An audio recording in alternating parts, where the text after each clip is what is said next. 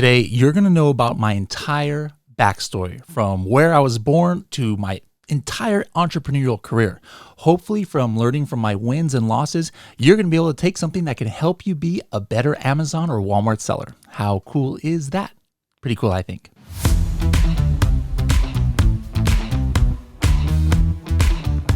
Hello, everybody, and welcome to another episode of the Serious Sellers Podcast by Helium 10. I am your host, Bradley Sutton, and this is the show that's a completely BS-free, unscripted, and unrehearsed organic conversation about serious strategies for serious sellers of any level in the Amazon or Walmart world.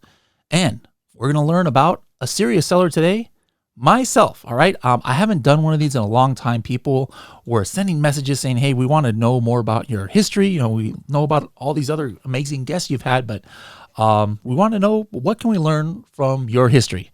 And I was like, all right, you know what? It's been like 2.5 years since I've done this. And so I wanted to, I know we have a lot of new listeners, so wanted to talk about it. And, it's not meant to be just Bradley is an amazing person kind of thing, because as you'll see from my story, yes, I am super weird and I have very unique experiences, but my goal for this is, number one, to take lessons. I'm not just going to tell you like my story and where I was born and just stuff that really doesn't help you, but there are different things in my journey that I think definitely you can learn from, by the bad things I've done, by the good things I've done, what I've learned. And so that's my main goal here. Please, pay attention to some of these things and see what things that you can maybe relate to in your life or your entrepreneurial life.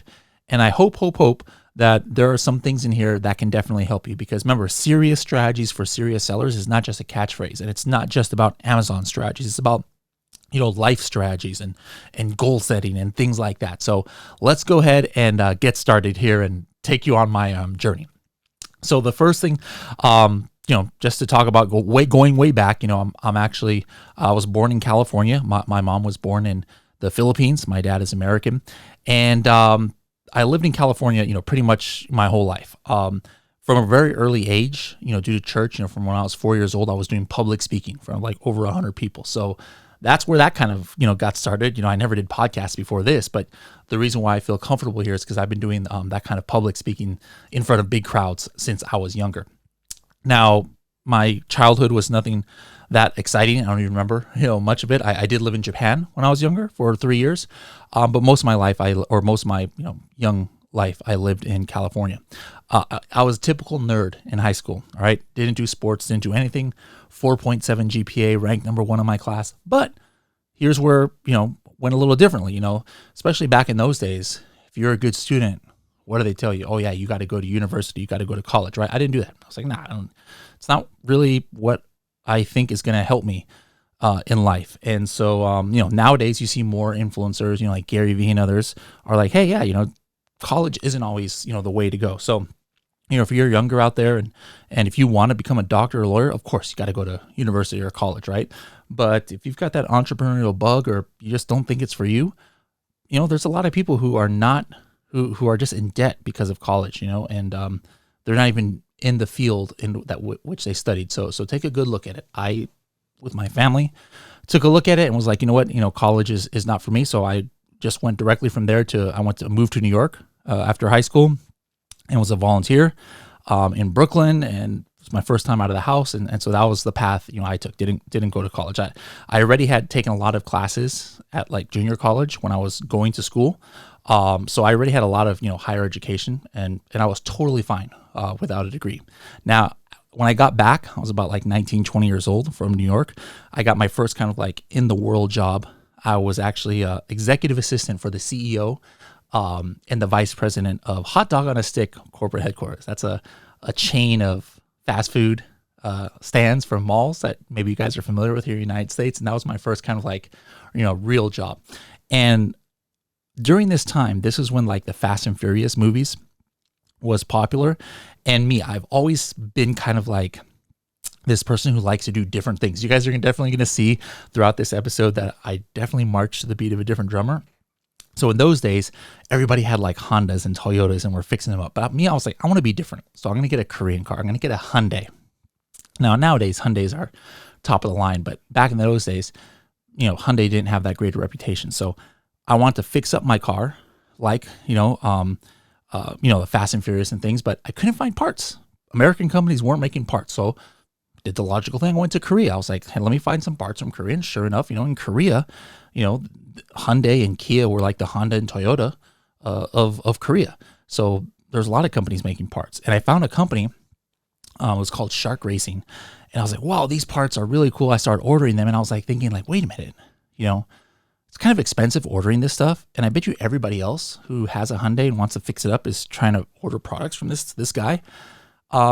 Maybe I can like do something to make some money off of this and make it easier for other people. So I contacted the company. I was like, hey, let's do something together. I mean, here I am 19, 20 years old. I'm like, hey, let's go ahead and start a company together, like a US company, and let me open a warehouse. And instead of you shipping these parts from Korea to the United States, one by one to customers, let's open a warehouse and let's send them by the container, and I'll run the warehouse for you. And, I'll do all the shipping and stuff. And boom, within a few months, it was all set up. I quit my job at Hot Dog on a Stick, and I was 20 years old, opened up a 3,000 square foot warehouse and was fixing up my car because that was my passion, and was, to help turn that business into $1 million a year business, within just a few months. And so, the lesson there, I guess, is things work out well a lot of times when there's a passion. Like if you're passionate about what you're doing, it's like your hobby, or you want to do it for yourself too, then you're going to put more into it and be willing to take more risk and things like that. So that's what I did. But at the same time, it doesn't matter how passionate you are about something.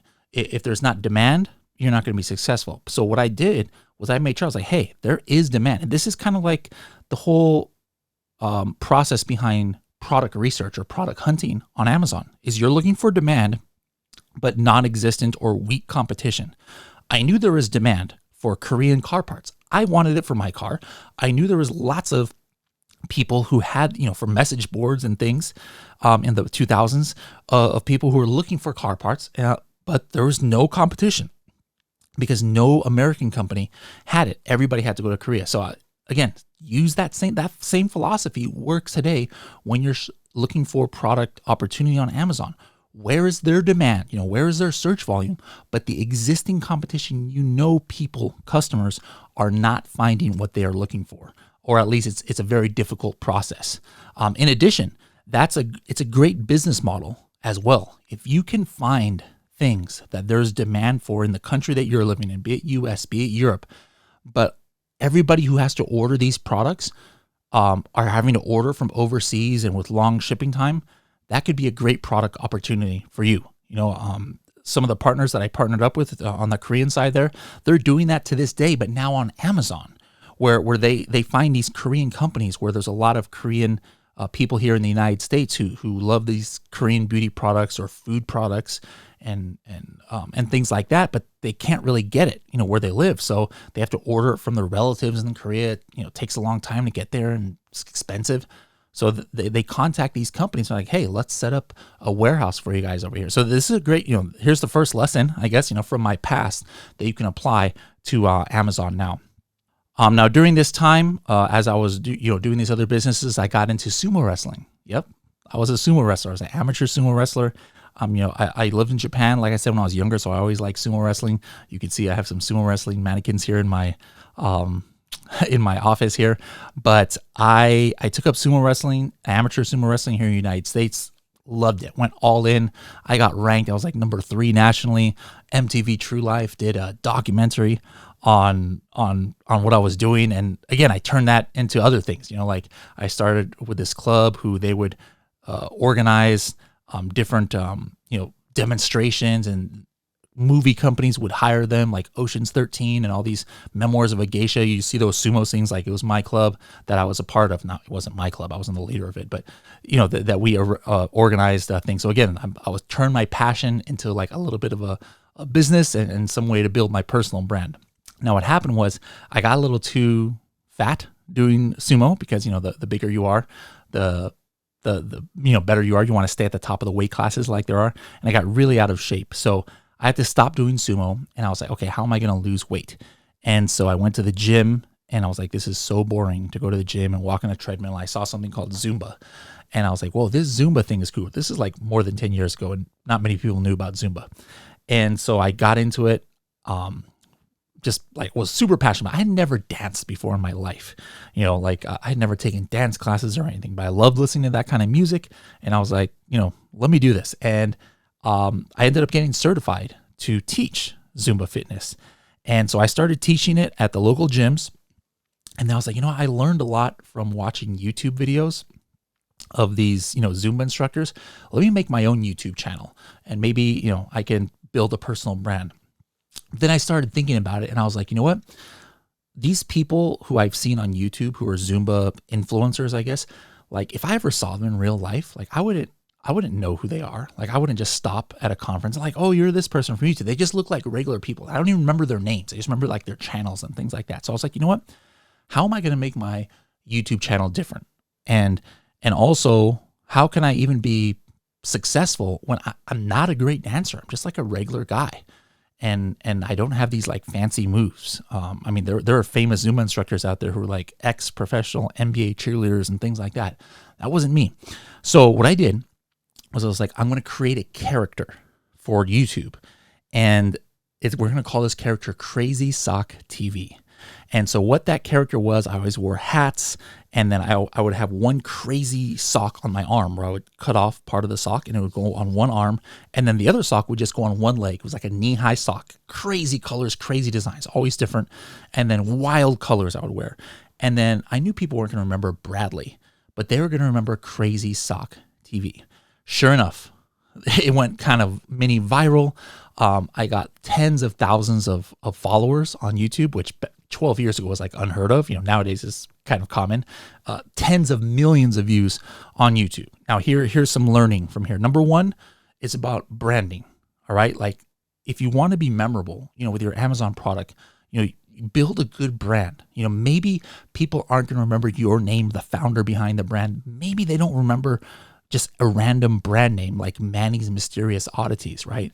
But if you build something that's memorable and double down on it in your social media, you're going to make yourself memorable and people are going to recognize you.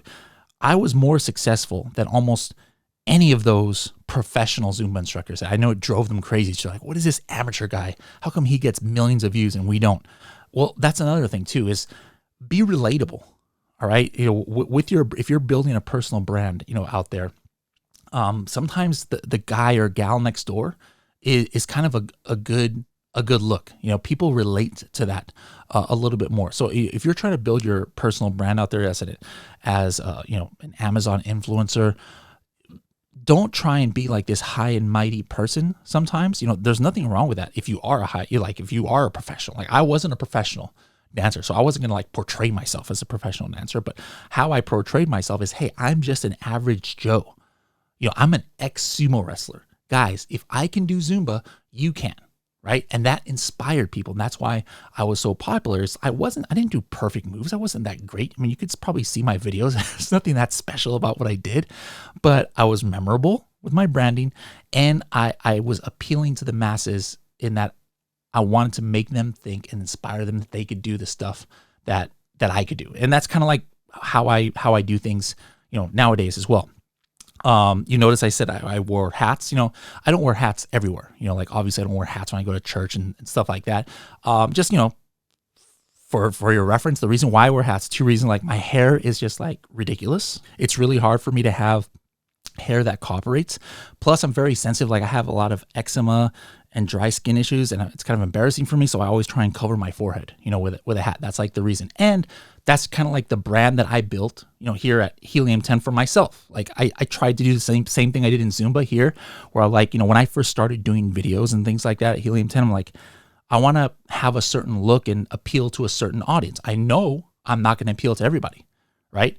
I don't want to try and be Joe everybody. All right. I just want to be somebody who can appeal. So I was like, you know what? I want to appeal more, to the younger population out there, and I want to be approachable. I don't want to, seem high and mighty and things. So I was like, you know what? I'm going to have a little sporty look. I always have like, sports shirts or things like that, and hats forward, backwards, whatever. And I was like, this is my brand. This is going to be my personal brand. And I'm going to stick to that.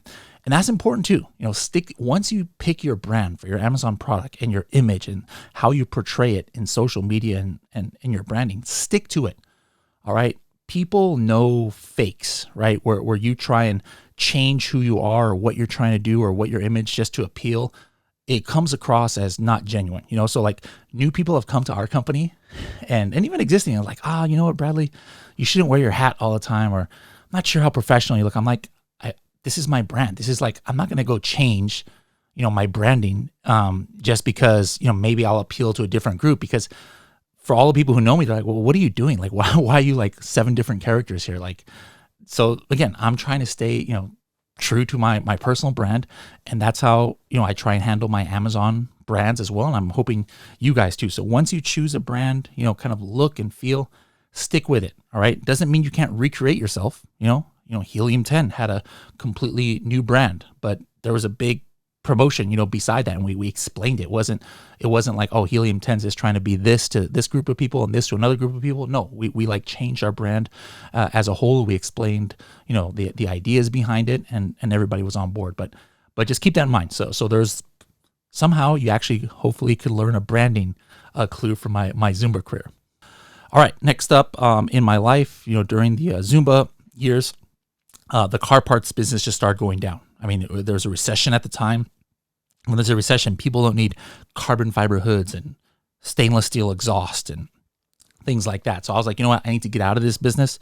And so I just exited that business and kind of let it die down and covered all the debts and things like that. And was like, I need to move on to something else. And that's when I got into working for the man again at a $1 billion food company. Reese's Fine Foods is where I work. Fresh Creative Foods was the name of the division I worked in. But there's a lesson there. It's like, if something is not working, a brand is just spiraling down, know what to look for so that you don't go down with it, and then get out of it and clear out your debts, make everybody happy, but know when to cut the cord, and don't just like keep sinking money and time into something that is not going to be successful anymore. That's what I did. That's what you can also do with your Zumba career. Now, here's another thing. I didn't too much like working for the man. Never have. I much like being my own boss, right? So it's a mental game you have to play. Sometimes we do stuff we don't like to do, be it in Amazon. Maybe you don't like PPC. Maybe you don't like accounting. Well, that doesn't mean you don't do accounting. You got to like figure out how to kind of like work it so that you can get by. So me, what I did was I made games of everything. I challenged myself. I made personal competitions, and I literally made myself love what I probably didn't like doing. It wasn't just I liked it and now I wanted to love it. No, I didn't like this stuff. Like some of the jobs I had, I was like an inventory management specialist for salad kits going around the country. And I was like, what is this nonsense? So I made myself like, how can I save the company this much money? Or how can I arrange this that nobody else has done before and be the best ever that they have ever seen at this? And so I would like work overtime and everything. They never asked me to work overtime, but it became fun for me. I took something I didn't like and I got to work joyful because I was like, this is awesome. They changed my job at one point where I was scheduling the semi trucks that would pick up the food. And I would stay sometimes like 5 hours overnight just because I was trying to arrange the routes and have the trucks pick up as much as I can. This is like boring stuff, but I became so passionate about it. In my mind, I forced myself to have made it a game and a challenge with myself that I was even staying overtime when they weren't even asking me to. I wasn't getting paid or anything. So that was how I was able to get through that. And that's how it's going to be in your businesses, guys. There's different aspects of your business that maybe you're not passionate about or you don't like doing. Well, you got to figure something out. For me, it was gamifying it, making it a personal challenge, trying to be the best, do whatever it takes in order to do those tasks that maybe you don't like to do. Now, while I was working for this food company, my former partners from the Korean companies that we were doing the car parts, they came back and they're like, hey, we want to do something new. We want to do phone cases. Like in 2014, 2015, the Galaxy S3 and Note 2 were coming out. Now we're in like Galaxy S23, so it gives you an idea of when. And they're like, we think this is going to be big. So they're like, hey, come join us and we're going to start selling online and different things. I was like, you know what? I'm down for a new challenge. So I left that $1 billion food company, which was a very solid job. And I went into something completely unknown to me, the cell phone case industry. And it just completely went viral because they started selling it on Amazon, which they hadn't done before. They were trying to sell it on .coms, which still was popular back then. And it just blew up. They were importing containers of these phone cases. They were selling thousands of units, sometimes every single day, of these phone cases. Now, here's the thing. They really didn't know what the heck they were doing. They just kind of like lucked into it, and sometimes you guys might kind of luck into some success, like it might go viral or from Instagram or TikTok or something like that. But you got to know how to manage it. All right. We did some good things and some bad things. So I was like, hey, I'm all into this business. My contribution is I'm going to give you guys the warehouse. I had a warehouse here at my house, so the house I live in now. And I was like, you know what? I'm going to move out of my house, move my whole family in with my parents. All right. And that's what I did. And so that they could use my house as the office. So my house where I live became the office of this new company that we formed, and the warehouse that I had used for my car part business, which was in the back. It's a 2,000 square foot warehouse. It became like the warehouse for our cell phone cases. And we were just going like crazy. So, when you start a business, sometimes you might have to make sacrifices. You think my family was really happy about that. Like, actually coincidentally got divorced shortly thereafter, but that had nothing to do with moving out of the house. But family wasn't happy. Kids, have to move in with their grandparents and things. But you've got to make sacrifices sometimes when you start a business. And so I was like, you know what? That's my sacrifice that I'm going to do. I'm going to give up my house, and then let's see if we can get this off the ground. And sure enough, it got off the ground, and we were doing awesome. Now, here's the thing. Instead of trying to figure out and recreate and figure out their success of how their products went viral, they just kind of tried to keep doing the same thing over and over again. And now these other companies like Spigen and these other cell phone case companies came in, they saw what we were doing right, which was like the 3D imaging and things like that nobody on Amazon was doing. But they were able to figure out the algorithm and things like that we didn't figure out. Me personally, I didn't know anything of what was going on Amazon. I was like the warehouse guy. So I was just in the warehouse, and I would send stuff to FBA, and I would package fulfilled by merchant cell phone cases every day. Like sometimes I would do 600, 700 orders a day. Now I'm not packaging that by hand, or I was doing it by hand, but we had a machine that would print the address, and then I could just like hit a button, and the address would go right onto the bag, and it was crazy. We had an amazing system, but my business partners didn't really teach me too much about Amazon. They were handling that side. So I didn't know what the heck was going on. And as it turned out, they didn't really know what was going on either. And because of that, the business just kept going down and down. They weren't innovating. And eventually we started having some issues. Like we were kind of like a 33% ownership. There's like 3 of us. And then we were all wanting to go different directions. But it was like, how do we make a decision? There was like no leader because we each owned a third of the company. And then one of our business partners, it turned out, he was super shady. And this is a guy I knew for like 10 years. And it turns out like he was like totally ripping off our suppliers. Like he got like 2 containers from a supplier and then never paid them, and then switched production to a different factory. We had no idea. So guys, be careful, making agreements, even if it's with friends, make sure everything is in writing. That was something that I failed to do, and we had tons of trouble. It got so bad. Check this out, guys. It got so bad. He went back to China to organize something, and the old factory that he screwed, they had connections with the Chinese mafia. They straight kidnapped him. They kidnapped him and held him for ransom, pretty much. I got this call. It's like, yeah, we've kidnapped, your business partner. You better pay us back the $100,000 you owe. I was like, what? We're like, what? Oh, $100,000. And this is where it got kind of hairy, because my 2 business partners were Koreans. I was the only American. It was my name on like the company and everything. Bad move, Bradley, bad move. Be careful, guys, when you join, partnerships, even with friends. And so the way that we could get him out of being kidnapped, I had to kind of like sign my life away. It was kind of crazy. I had to like sign that I was going to be responsible for the 100,000, because they didn't really have any legal way to hold us to that money. So they had to make me be legal that I was going to pay them back $100,000 in X amount of time. And so, the Chinese mafia's lawyers, who are US based, like that's how serious these guys were. They actually had US lawyers on retainer. So I had to go up to LA and sign it away, and it was rough, like that's crazy. I was thinking, to myself, like, what if I can't pay this $100,000 back? They know where I live now. My family's in danger. This is crazy times, because I really, didn't prepare myself and didn't know what my partners were doing. But thank goodness we got those $100,000 paid off.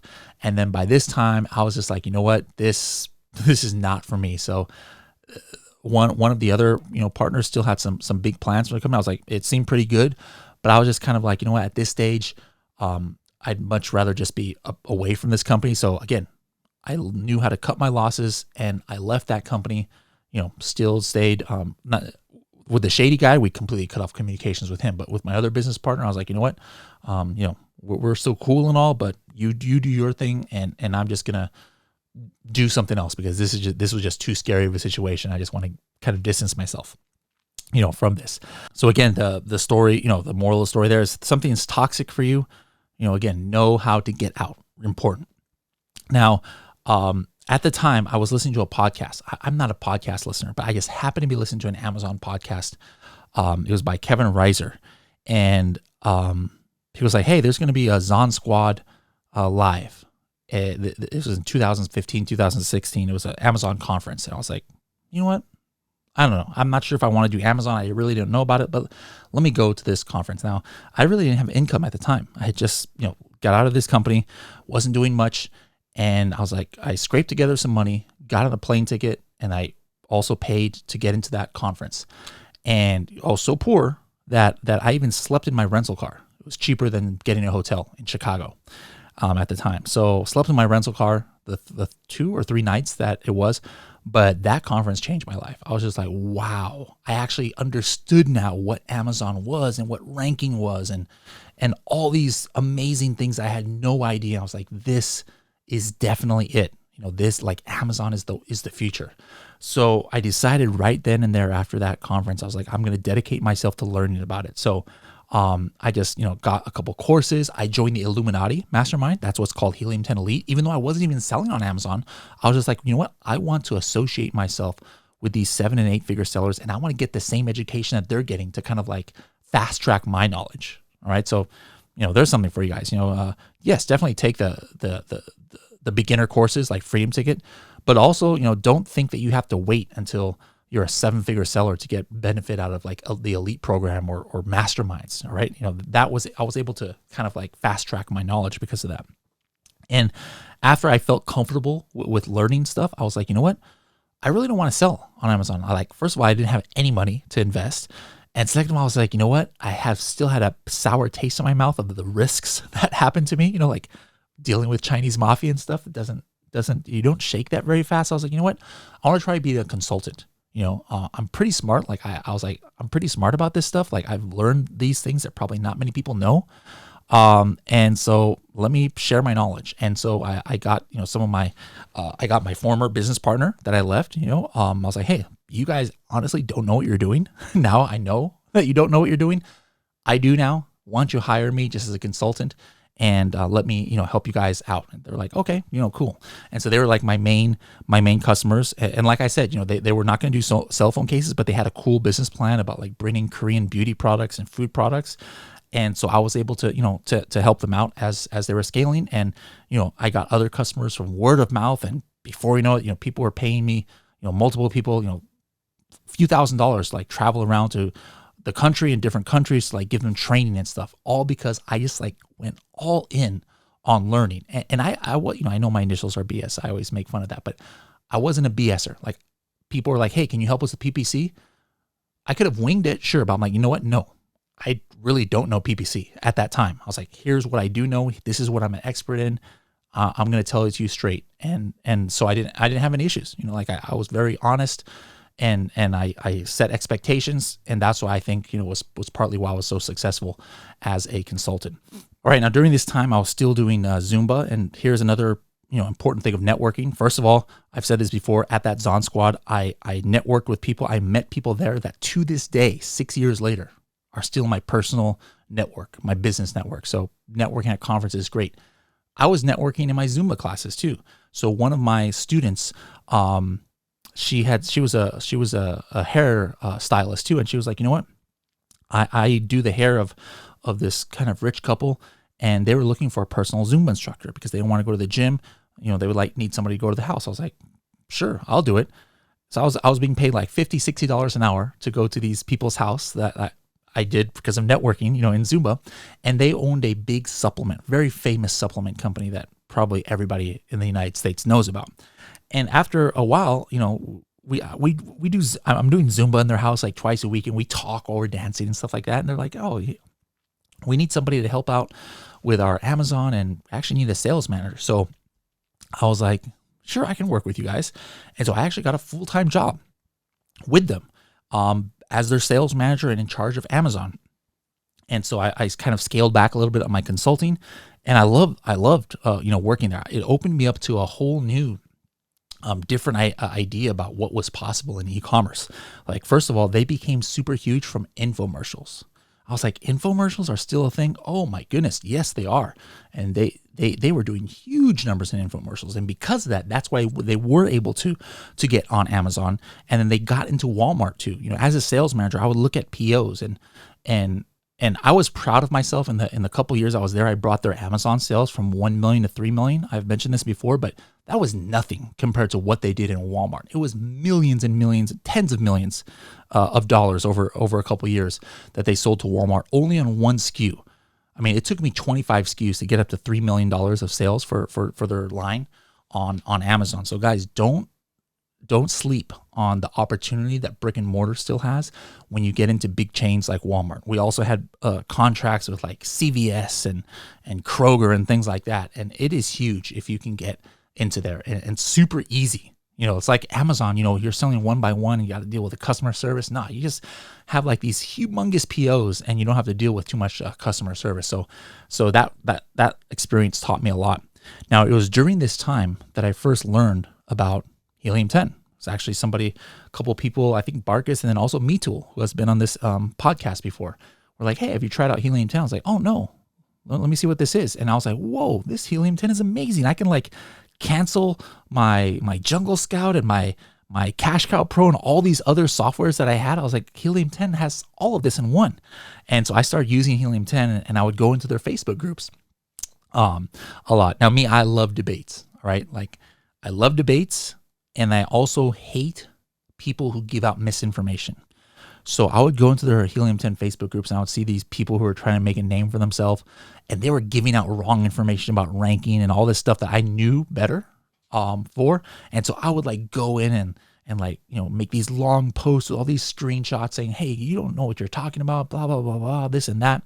And I wasn't trying to get new clients. I had enough clients. Like, I never once got a new client because of my activity on Facebook groups. So here's a lesson for all of you guys who are kind of like service providers, virtual assistants, consultants, agencies. People can see through your BS sometimes. All right. Like if you're just posting information in Facebook groups because you're trying to like get people to DM you to hire you and stuff, people can see through that. It's not a good look, guys. All right. I never had like a bad reputation because people knew that I was not getting clients. Like, yes, people were DMing me all the time. I never once said, sorry, can't take anybody. When you if you go into your social media, like your Facebook posting and LinkedIn with no ulterior motives, you're going to come across more organic. And that was what I was doing. Some of you guys make me so angry when you come into like our Facebook groups and all you're trying to do is just make a name for yourself and post on every single thing. Some of y'all shipping companies, you guys know who you are, where you're just posting on things you have no idea what you're talking about, but you're just trying to like get your name out there. Guys, don't be that kind of person. All right. Just be genuine. Talk about stuff that you know and get on there with a genuine goal of helping people. Anyways, I digress. Because of that, Manny Coates and Guillermo Puyol, the founders of Helium-10, are like, who's this guy who's always, talking in our Facebook group and like arguing with people who are bad mouthing Helium-10 and people and setting people straight who had bad Helium-10 strategies. And so they invited me up to have a meeting with them. They were up in Orange County, which is like an hour and a half away from my work or my home. And I was like, sure, I'll meet with you guys. I had no idea it was like a job interview. So like right afterwards, they were like offered me a job. I'm like, nah, I'm good. Like I had a dream job working for that supplement company, with my friends. I was like, that's like the best, that's the most money I've ever made. And it's a really exciting job, but they kept after me for like a month. And I was like, you know what? Let me do this. I love Helium 10. Let me go ahead and leave this company and do it. It was kind of hard because, I didn't want to like let my friends down, but I was like, this is a good opportunity. And so that's how I was hired at Helium 10. So I've had different roles. At the beginning, I was hired as an operations manager. Then later I took over the entire customer service team as well as the entire affiliate team. And that's a lesson for you business owners out there is let your employees gravitate towards what they're good at and what they're passionate about. They would always, Manny and Guy would always ask me, hey, do you love what you're doing? What do you not love about it? Is there something else that you would like to do? And eventually I grew into this role that was just like the perfect role for me. And it was great. It was better for them, better for me to be in this role that I really loved instead of being an operations manager or having to deal with customer service and things like that. So, those of you out there, once you start building your team, make sure that they're passionate about what they're doing and let them gravitate to roles that suit them the best. That's going to be the best for them and it's going to be the best for you. And at that point, I realized that like, hey, lightning struck twice here is the perfect job. So here's a lesson too. For me, the perfect job was like, do I love what I'm doing so much that if I wasn't being paid to do it, I would pay to do it? In other words, I would pay just to be able to do it. And number two, is it changing people's lives? So lightning struck twice because I had that with Zumba, right? I used to pay to do Zumba fitness because I was trying to lose weight for my sumo career. And then now all of a sudden I was being paid to do Zumba. Like where even if I wasn't getting paid to do it, I would have still paid because I loved it so much. I mean, how many people who have jobs can really say that? And then number two is I was changing people's lives. People would tell me, oh my goodness, I've lost 60 pounds taking your class. Like I used to be depressed and you helped me. I was like, it's the greatest feeling in the world. It happened again at Helium 10. I used to pay to use Helium 10 because I loved it so much. And now I was being paid to use Helium 10. I was like, that's mind blowing. And then changing people's lives, being in this kind of role where I get to make training videos, I get people coming up to me at conventions and say, oh my goodness, Helium 10 changed my life because of this training, because of Project X, because of the podcast. I was able to start my own business and it's just the most amazing feeling. Now, as Amazon sellers, again, understand that what you're doing isn't just a job. I mean, you're touching so many people's lives and you have a product that you have sold hundreds and thousands of. I mean, we got right here in the back of the Project X coffin shelf. It's kind of crazy to think about. There are thousands and thousands of people in America who have this coffin shelf in their house displaying some of their prized Gothic possessions. Like, just think about that for a second, guys. The products that you are making are in people's homes and they're using it. Take pride in that. Not many people who have jobs can really say that they're touching that many people, right? Now, at Helium 10, I kind of grew into this role of kind of like being the head trainer, here and kind of like the face of Helium 10 after Manny Coates, stepped aside to focus on growing the business. And so a lot of people kind of have the misconception that I'm this like extrovert and really super social person. So again, I have experience, like I said, since I was 4 years old at speaking. I've done it in Spanish, Japanese, English. And so I'm comfortable speaking and being on YouTube and being in front of the camera and stuff like that. But I'm actually not that much of a people person. So sometimes people get the wrong idea when they see me in public sometimes or like at conferences and maybe I'm like kind of just like keeping to myself. That's kind of like the natural me. Like me, I have this role. And so I know I have to be very outgoing. And when I'm at events, like if I'm on the clock, you'll see me smiling and talking and everything, but it's very taxing with my personality. I'm actually very kind of like shy and reserved. And like, I know this is kind of blowing people's minds right now, but that's me. So please, if you ever see me out there and I look like I'm not talking or something, I'm not mad at you. That's kind of like the real me. And I'm probably like taxed out because it's very taxing when a person, an introvert like me, is putting themselves out there and being all social for us, like a couple hours. It's very taxing. All you introverts out there probably know what I'm talking about. And so sometimes I'm just like, what, I got to take a step back. But here's the thing. I'm not comfortable socially, right? But you guys would have never known that unless you saw me kind of in my feelings or unless I'm talking about it now. And you got to think sometimes there's stuff that maybe you're not comfortable doing, or that you don't even like doing, but you have to do it for your job or to help your Amazon business grow. Again, going back to like I said I did when I was at the food company, you've got to make yourself like doing it. Now me, I actually do like helping people, and so that's what I focus on. It's like, hey, I'm uncomfortable around people, but I'm going to push through this because I know this is important for my job, and it's important that I can help, people do this. And I'm not talking about phobias, guys. All right. I hate eggs. I hate heights. There's no mind over matter that's going to make me eat eggs or make me like hang off the side of a building. No, I don't care if that's my job or Helium 10 is paying me to do it. I'm not going to do it. All right. I'm not talking about phobias, guys. But if there's just things that you're not naturally comfortable with, try and do something, guys. Mind over matter to just like motivate yourself to do these necessary things. Because if you just like say, you know what, I'm not going to do it. Can you imagine here at Helium 10 if I was like, you know what, I'm not that comfortable socially. I'm not going to do videos. I'm not going to do Zoom calls. I'm not going to go to conferences and talk to people. I'm not going to do Project X. I mean, that would be crazy. Like how different would my path have been if I just went with what I'm comfortable with? You got to get out of your comfort zone sometimes, guys, to be successful in life. So there's another hopeful life lesson, when you have drawbacks like me. I've got drawbacks, I'm not that comfortable. So I was able to get over it. Another issue is know where your weaknesses are.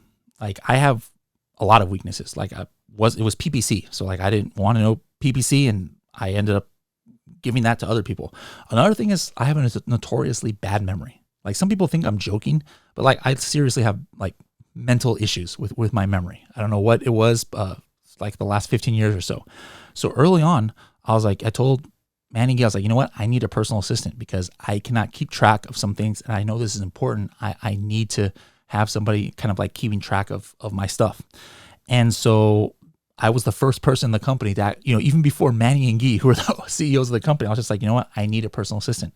And they assigned me Mel, who Mel to this day is still my assistant, but he has grown. He's now the chief editor of this podcast.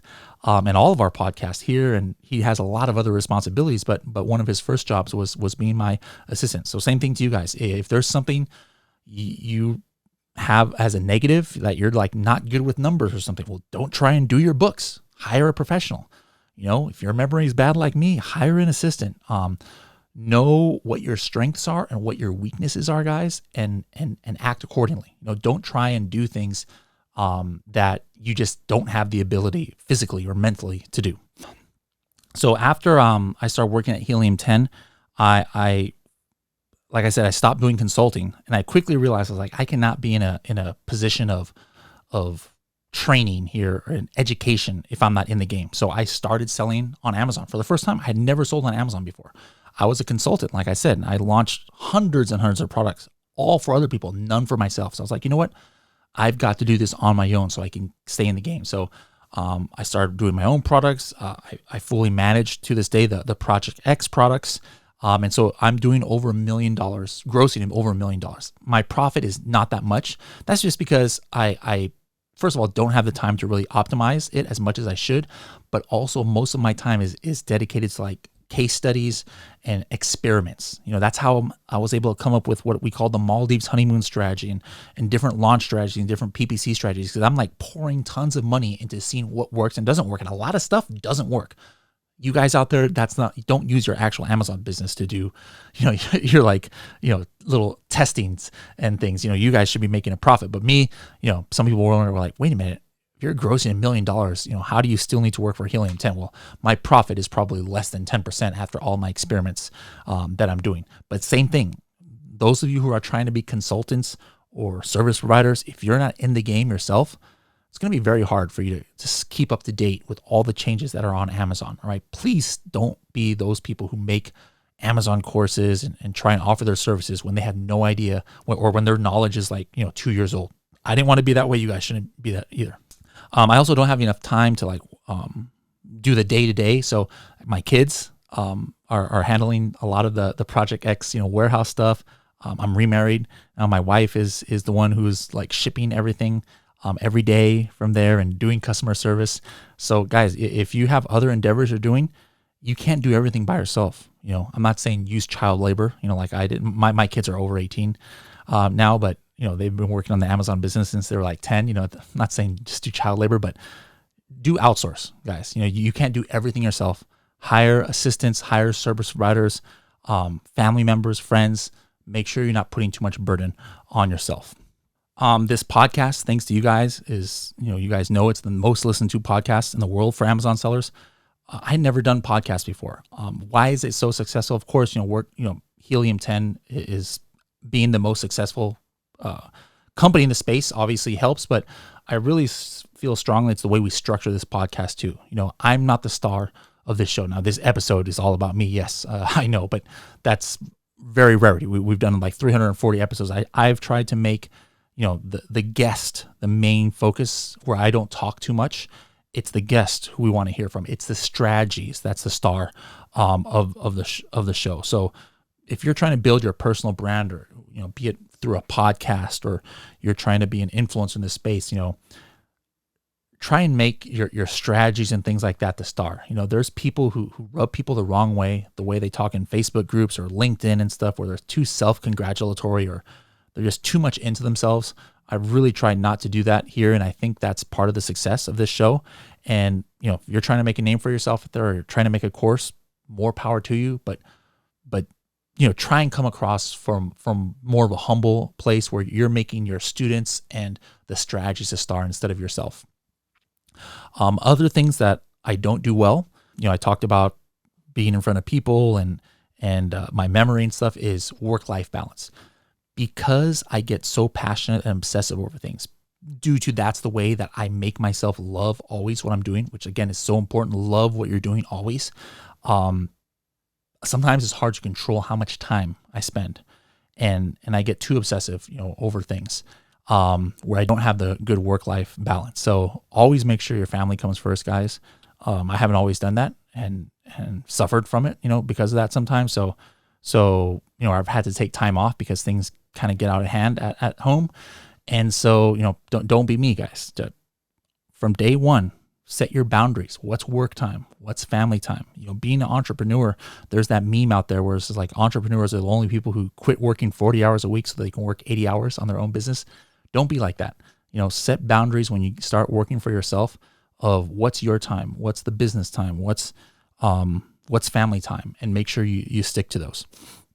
I mentioned my kids, give them a shout out. My kids have turned out pretty good despite, this entrepreneurial life. My daughter is 20. She had her A degree when she was 18, played varsity basketball 4 years, never got less than an A, taught herself Chinese, speaks Spanish, also speaks Japanese now.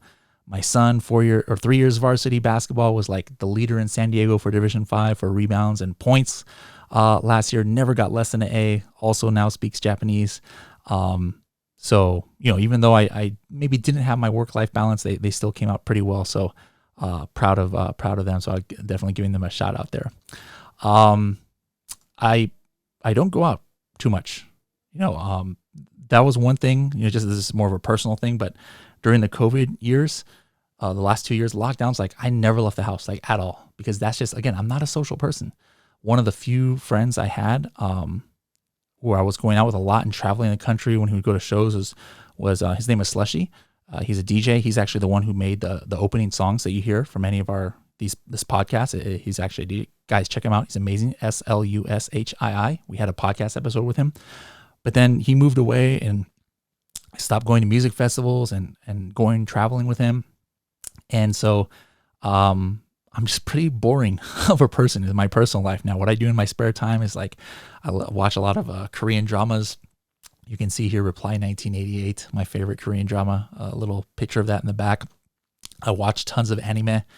And that's kind of like what I do in my spare time. So some people ask me, I don't know why you guys want to know about that stuff, but that's my hobbies. Like I play a lot of basketball when I can. Actually, I shouldn't say that. I barely play basketball. I would like to play a lot of basketball, but I don't do it that much. And that's another thing that you guys need to learn from my mistakes is I'm almost back to my sumo weight, because of COVID. Like I've gained about 40 pounds in the last 2 years because since I don't do Zumba anymore. By the way, I stopped doing Zumba because I ruptured my Achilles tendon playing basketball a few years ago. I never went back to Zumba. But when I was doing Zumba, I could still eat whatever I wanted to because I was burning thousands of calories a day, right? Well, being in my house and working at home is great, allows me to be with my family, but I had no kind of like health balance. I was just getting DoorDash all the time and never working out, barely playing basketball, not dancing. Guys, once you start working for yourself, you have got to set a schedule to keep your physical health. Like, get a routine. I need to get on that right now. I'm kind of putting this out there that, hey guys, in the next 2 months, you see this fat face right here, I'm going to lose 20 pounds in 2 months. I'm like putting that out there right now on this show, 100,000 listeners. Call me out, where I'm going to need to like let Carrie take over the podcast if I don't lose 20 pounds in the next 2 months. I'm setting myself up right here. But anyways, guys, learn from that mistake from me. If you're entrepreneurs, make sure your mental and physical health is on point, because if it gets out of hand, the rest of your life suffers. Like I struggle now sometimes with having the energy to work and sleep schedule and things because my eating is bad and I don't work out enough. So there's another mistake that hopefully you guys can learn. Well, what's the future here for me? My new title is, or it's been for a couple of years now, is Chief Evangelist and Director of Training. I have a team of amazing people working under me now. Carrie, Lem, Shivali. We've got Mel, Nico, Adriana, and Marcus are new to the team. Leilama.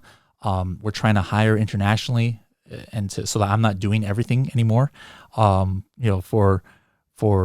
For my face being on every single video that's on Helium 10, and we're definitely trying to show that, hey, Helium 10 is not just about me, and I think everybody knows that now. We've had so many talented people here at Helium 10 working, not just in my department but other departments, and it's really great to have an amazing team. I joined the company and there's like 30 employees, and now we have like 320. And so it's really, really awesome to work with a bunch of talented people, and I get to learn a lot from them. And I'm just going to keep on doing what I'm doing here. I love this position that I'm in, and I love working with you guys out there who I meet at conferences, and you guys let me know how Helium 10 can help you crush it more. And I too, since I'm selling on Amazon, I come up with a lot of different ways that our product team can maybe, make our tools better.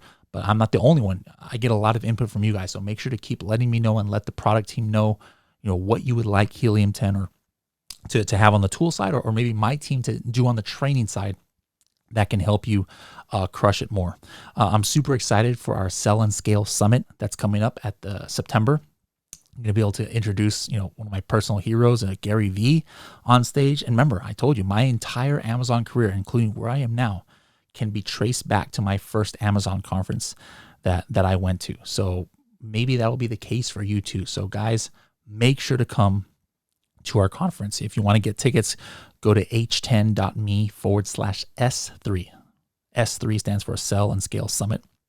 h10.me/S3. And I'll love to meet you in person. But remember, if you see me off to the side, you can still come up to me. Don't worry. I'm not trying to be mean.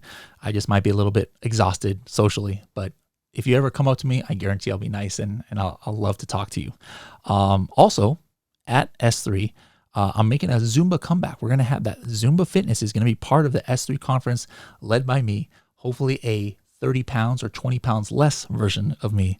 So I'll see you guys at that summit.